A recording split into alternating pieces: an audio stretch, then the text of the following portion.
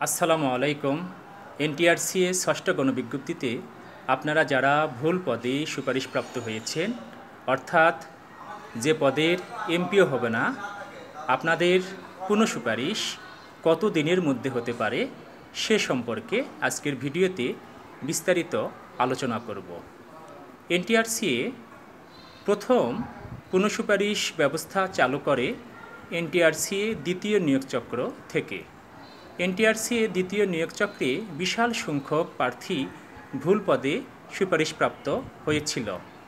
বিশাল সংখ্যক প্রার্থীর আন্দোলন মন্ত্রণালয় এনটিআরসিএ সঙ্গে যোগাযোগের কল্যাণে এই পুনঃসুপারিশ পদ্ধতি চালু হয় এবং এনটিআরসিএ দ্বিতীয় নিয়োগচক্র থেকেই পুনঃসুপারিশ ব্যবস্থা প্রচলন হয়। এনটিআরসিএ দ্বিতীয় নিয়োগচক্রে যারা ভুল পদে সুপারিশপ্রাপ্ত হয়েছিল তাদের পুনঃসুপারিশ করেছিল প্রায় 16 মাস পর। এরপরে তৃতীয় নিয়োগচক্র, চতুর্থ নিয়োগচক্র এবং পঞ্চম নিয়োগচক্রেও অনেক প্রার্থী ভুল পদে সুপারিশপ্রাপ্ত হয়েছিল। তাদেরকে আবার শূন্য পদ থাকা সাপেক্ষে এমপিও পদে সুপারিশপ্রাপ্ত করেছিল। এক্ষেত্রে সময় লেগেছিল প্রায় 6 মাসের মতো। ষষ্ঠ গণবিজ্ঞপ্তিতে আপনারা যারা ভুল পদে সুপারিশপ্রাপ্ত হয়েছেন, আপনাদের পুনঃসুপারিশ পেতে 5 থেকে 6 মাসের মতো সময় লাগতে পারে।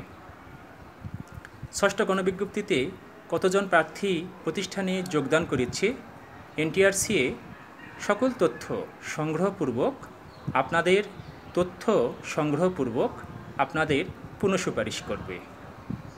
আপনাদের খারাপ লাগাটাই স্বাভাবিক, কারণ একই সঙ্গে যোগদান করে আপনার কোনো বন্ধু, কোনো প্রতিবেশী তারা এমপিও পেয়েছে, আপনি পাননি। এখানে ব্যথিত হওয়াটাই স্বাভাবিক, কিন্তু আনন্দেরও সংবাদ রয়েছে। আপনাদের এমপিও দেরিতে হলেও আপনারা বকেয়াসহ টাকা পেয়ে যাবেন। দ্বিতীয় নিয়োগচক্রে যারা ভুল পদে সুপারিশপ্রাপ্ত হয়েছিল তারা দীর্ঘ সময় পর পুনঃসুপারিশ পাবার পর তারা বকেয়ার অর্থ পায়নি। তৃতীয় গণবিজ্ঞপ্তিতেও বকেয়ার কোনো সুযোগ ছিল না। চতুর্থ গণবিজ্ঞপ্তি থেকে বকেয়াসহ অর্থ প্রদান করা হয়। একটু দীর্ঘসূত্রিতা হলেও আপনারা চিন্তা করবেন না।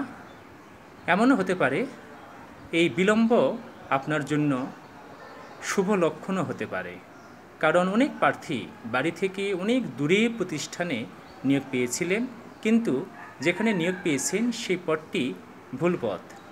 পুনঃসুপারিশের ক্ষেত্রে আপনাকে আপনার উপজেলায় বা আপনার উপজেলার পাশাপাশি প্রতিষ্ঠানে পুনঃসুপারিশ করা হবে। এটি আপনার জন্য ভালো হতে পারে। এক্ষেত্রে বলতে পারি আপনাদের পুনঃসুপারিশ হতে 5 থেকে 6 মাস সময় লাগতে পারে। সবাইকে ধন্যবাদ।